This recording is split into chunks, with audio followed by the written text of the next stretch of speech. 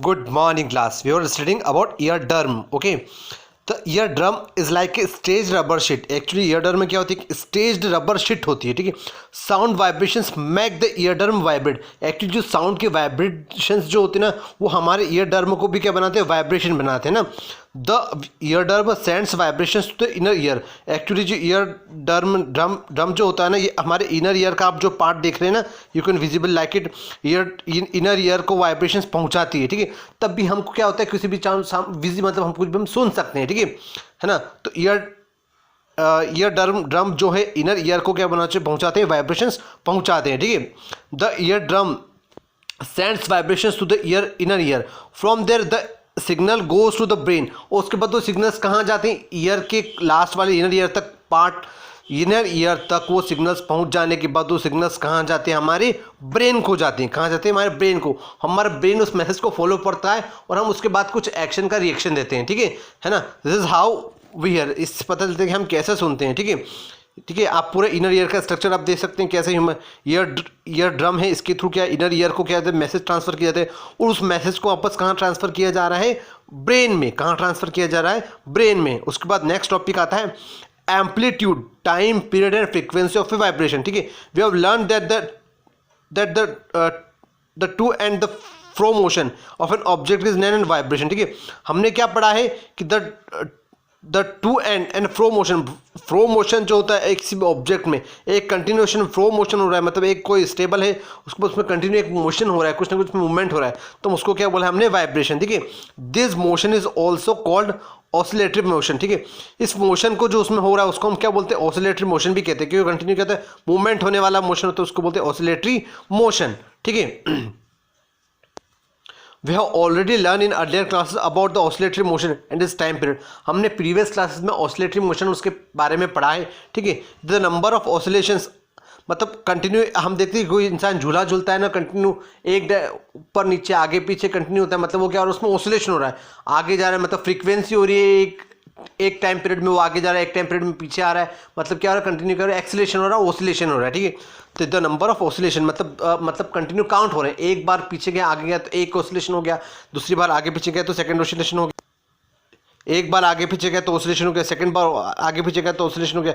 The number of oscillation पर second is called the frequency of the oscillation. Frequency is experts in hertz. अब actually हम frequency को किस form में indicate करते हैं? हर्ट्ज के फॉर्म में, है ना. It's symbol is hertz. A frequency of hertz is 1 oscillation पर सेकंड. एक ऑसिलेशन की फ्रीक्वेंसी कितनी होती है? 1 हर्ट्ज के 1 ऑसिलेशन पर second. If an object oscillate 20 times. अब एक ऑब्जेक्ट अगर एक सेकंड में 20 टाइम ऑसिलेशन करता है, मतलब अपने प्लेस से बार बार डिस्प्लेसमेंट करता है. ठीक है. तो व्हाट वुड बी फ्रीक्वेंसी? तो उसकी फ्रीक्वेंसी क्या होगी? तो हमने क्या देखा? फ्रीक्वेंसी ऑफ 1 हर्ट्ज कितनी होगी? 1 ऑसिलेशन पर सेकंड. और ऐसे हमको इसकी स्किल निकालनी 20 टाइम्स के लिए. ठीक है. You can recognise many familiar sounds without seeing the object producing them. अब बहुत सारे ऑब्जेक्ट्स ऐसे होते हैं जिनमें बिना ऑसिलेशन के ही क्या होता है? वाइब्रेशन होता है, और एक्चुअली वाइब्रेशन होता है और साउंड जनरेट होता है. How it is possible? ये पॉसिबल कैसे है कि जब तक वो मोशन नहीं कर रहा है, ठीक है, एक्चुअली उसमें कोई ऑब्जेक्ट में कोई एक्चुअली कोई साउंड प्रोड्यूस नहीं होता विदाउट सीइंग, है ना. Familiar sounds without seeing the object producing them. कैसे पॉसिबल होगा? ठीक है. तो समझिए आप. ठीक है. This sounds must be different to enable you to recognise them. ये एक्चुअली हम रिकॉग्नाइज नहीं कर पाते, कुछ डिफरेंट होते. ठीक है. कैसे? देखिए, have you eyes thought what factors make them different? Amplitude and frequency are two important properties of any sound. Two important properties of sound: amplitude and frequency. The important properties of any sound can be differentiate sounds on the basis of their amplitude and frequency. ठीक है. आप इस example की तो समझिएगा. ठीक है. Take a metallic tumbler and a tablespoon. एक मेटेलिक टम्बलर लिया, एक टेबल स्पून लिया है हमने. ठीक है. Strike the tablespoon gently at the brim of the tumbler. इसकी अप साइड पे हम जिसको कंटिन्यू कर रहे हैं, मूवमेंट पे बीट कर रहे हैं, मतलब टकरा रहे हैं, तो उसमें वाइब्रेशन उत्पन्न हो रहा है ना. वाइब्रेशन हो रहा है तो उसमें क्या आ रहा है? साउंड क्या हो रहा है? जनरेट हो रहा है. टम्बलर को ऊपर क्या किसके थ्रू कर रहे हैं? मेटेलिक टम्बलर के थ्रू. मेटेलिक टम्बलर को टेबल स्पून के थ्रू कर रहे हैं, कंटिन्यू बीट कर रहे हैं. ठीक है. Thermocol ball touching the vibrating glass tumbler. ठीक है. आप इसके थ्रू समझिए. देखिए, हियर द साउंड प्रोड्यूस, उसी के एक्सपेरिमेंट में ही है कि क्या हो रहा है? साउंड प्रोड्यूस हो रहा है. Here the sound produce and now bang the spoon on the tumbler and hear the sound produce again, बार बार हम बीट करते हो बार बार क्या होता है साउंड प्रोड्यूस होता है. Is the sound louder when the tumbler is strucked hard.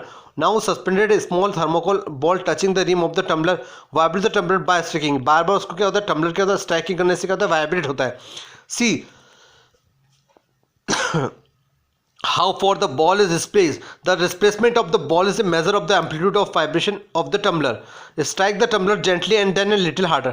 अब बार बार उसको कंटिन्यू कर टम्बलर क्या हो रहा है उस पर स्ट्राइक कर रहा है तो क्या हो रहा है बार बार उसमें क्या हो रहा है वाइब्रेशंस जनरेट हो रहे हैं. Compare the amplitudes of the vibrations of the tumbler in the two cases. In which cases amplitude larger. आपको हमेशा मिलेगा कि कुछ ना कुछ इसमें क्या एम्पलीट्यूड मतलब कभी वाइब्रेशन जल्दी होगा कभी वाइब्रेशंस क्या होगा स्लो होगा. तो एम्पलीट्यूड क्या होगा उसमें कौन सा बड़ा होगा. ठीक है, ये अलग अलग लाउडनेस बता रखा है कि नॉर्मल ब्रीथिंग में कितने डेसिबल हमको, सॉफ्ट विस्पर 30, नॉर्मल कन्वर्सेशन बस ट्रैफिक है तो इतने मतलब अलग अलग कितना कितना डेसिबल का साउंड वहाँ पे अलग अलग हमको मिलेगा. तो जहाँ पे नॉर्मल ब्रीथिंग में कितना साउंड वहाँ भी होता है. हम जनरली सांस लेते ना तो कितनी साउंड जनरेट होता है 10 डेसिबल. सॉफ्ट विस्पर में कितना होता है 30 डेसिबल. ठीक है, नॉर्मल कन्वर्सेशन हम करते हैं 60 डेसिबल. बस ट्रैफिक होगा तो कितना होगा 70 डेसिबल. और एवरेज फैक्ट्री होगा तो वहाँ पे कितना डेसिबल साउंड जनरेट होगा 80 डेसिबल. ठीक है, अब वो 80 decibel the noise becomes physically painful. Actually जहाँ 80 डेसिबल से ज़्यादा अगर साउंड अगर जनरेट होगा तो हमारे लिए क्या होगा वो पेनफुल होगा. ठीक है, the loudness of sound depends of its amplitude. उसके एम्पलीट्यूड पे डिपेंड करती है उसकी लाउडनेस. ठीक है, when the amplitude of the location vibration is large and the sound produces loud. हम देखते हैं कि अगर कोई सा भी एम्पलीट्यूड क्या होगा वाइब्रेशन का बड़ा होगा और साउंड जो होगा वो भी लाउड होगा. ठीक है, when the amplitude is small just वही है डायरेक्टली प्रोपोर्शनल होगा. अगर एम्पलीट्यूड अगर बड़ा होगा तो साउंड भी ज़्यादा होगा लार्ज होगा और एम्पलीट्यूड भी अगर स्मॉल होगा तो साउंड भी क्या होगा स्मॉल होगा. ठीक है, compare the sound of A baby with that of A adult. एक बेबी का साउंड आपको कैसे कंपेयर करना है एडल्ट के सामने. ठीक है, मतलब एम्पलीट्यूड से मतलब आप समझ रहे हैं उसकी फ्रीक्वेंसी कितनी आ रही है, मतलब कितना वो अप डाउन हो रहा है, उसकी वॉइस क्रिएशन कितना है, उसी को हम क्या बोलेंगे जस्ट एम्पलीट्यूड, मतलब कितना वो एम्पलीट्यूड कर रहा है. ठीक है, compare the sound of baby with that of an adult. Is there any different. If two sounds are equally loud the different in some way. उसके अगर दोनों बराबर है तो उसको इक्वली किस वे में डिफरेंट हो सकते हैं आप देखिएगा. ठीक है, एग्जाम्पल के through. The frequency determines the shrillness of pitch of a sound. If the frequency of vibration is higher, we said the sound is shrill and there's a higher pitch. ठीक है, अगर फ्रीक्वेंसी ज़्यादा होगी vibration की तो हम क्या कह सकते हैं साउंड क्या श्रिल है, मतलब उसकी कानों में आवाज़ आ रही है हमको श्रिल मतलब श्रिलिंग है. ठीक है, एंड इज हायर पिच. उसकी पिच क्या है बहुत ज़्यादा मतलब सुर लगाया जाता है बहुत पिच क्या है बहुत हाई लेवल की पिच है. ठीक है, if the frequency of vibration is lower, अगर वाइब्रेशन की फ्रीक्वेंसी अगर लोअर होगी तो we said that the sound has a lower pitch. वो साउंड की पिच क्या होगी लोअर होगी. ठीक है, for example a drum vibrates with low frequency. एक ड्रम क्या होता है बहुत लो फ्रीक्वेंसी से क्या होता है वाइब्रेट होता है. Therefore it produces a low pitches sound. ठीक है, एक लो पिचेस साउंड को प्रोड्यूस करता है. आप देख सकते हो frequency determines the pitch of A sound. ये इसको ड्रम को वाइब्रेट करा है इसके थ्रू फ्रीक्वेंसी हो रही है. ये देखिए, और ये अलग विसिल बजा रहा है उसके थ्रू अलग साउंड जनरेट हो रहा है. तो ये इसके डिपेंड करता है उसकी फ्रीक्वेंसी पे डिपेंड करता है. किसकी डिपेंड करता है उसकी फ्रीक्वेंसी पे. ठीक है, on the other hand a whistle has a 5 frequency. अब देख सकते हो विसल क्या होगी ज़्यादा फ्रीक्वेंसी की होगी. तो ज़्यादा फ्रीक्वेंसी की होगी, देखिए विसल बजा रहा है तो विसल एक ज़्यादा फ्रीक्वेंसी की तो क्या होगा ज़्यादा साउंड जनरेट होगा. और ये कम फ्रीक्वेंसी की होगा तो ड्रम कम साउंड जनरेट करेगा. दोनों में डिफरेंस होगा, कम फ्रीक्वेंसी का कम साउंड जनरेट करेगा और ज़्यादा फ्रीक्वेंसी का ज़्यादा साउंड जनरेट करेगा. ठीक है, on the other hand, a whistle has a high frequency and therefore produces sound of the higher pitch. A bird makes a high pitched sound. A bird क्या होता है high pitched sound makes allows the lion makes a low pitched roar.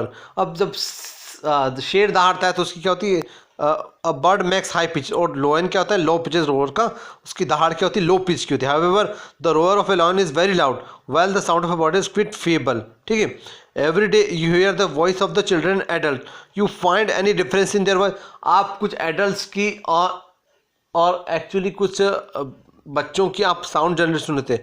You find any difference in there, आपकी उन दोनों की आवाज़ में कुछ डिफरेंस दिखता है आपको. You can say that the frequency of the voice of a child it's higher than that an adult. आपको बच्चे की आवाज़ की फ्रीक्वेंसी क्या बहुत ज़्यादा देखेगी है ना, कंपैरिजन तो एक एडल्ट के कंपैरिजन में. ठीक है, उसकी फ्रीक्वेंसी बच्चे की आवाज़ की फ्रीक्वेंसी क्या होगी बहुत ज़्यादा होगी. ठीक है, usually the voice of a women has a higher frequency that of a man, और वुमेन्स की फ्रीक्वेंसी की आवाज़ भी एक्चुअली क्या होती है, बहुत ज़्यादा होती है कंपेरिजन टू एक मैन, है ना। इसके अलावा ये दोनों का हो गया, हमने ये भी एक example, bird makes high pitched sound और the lion makes low pitched. एक बर्ड का हाई पिचेड साउंड है और लोयन का high pitched, however the roar of a lion is very loud, और इसीलिए क्या होता है लोयन की रोअर क्या होती है, रोअर मतलब क्या होती है उसकी गर्जना, वो आवाज़ का तो उसकी होती है, लोयन की क्या होती है बहुत लाउड होती है, बहुत ज़्यादा लाउड होती है ना। और बाकी बर्ड की बहुत के क्वाइट फीएबल, बहुत फीएबल बोलते हैं उसको, बहुत कम होती है ना। तो यही हो गया difference. Okay class, will continue in next lecture.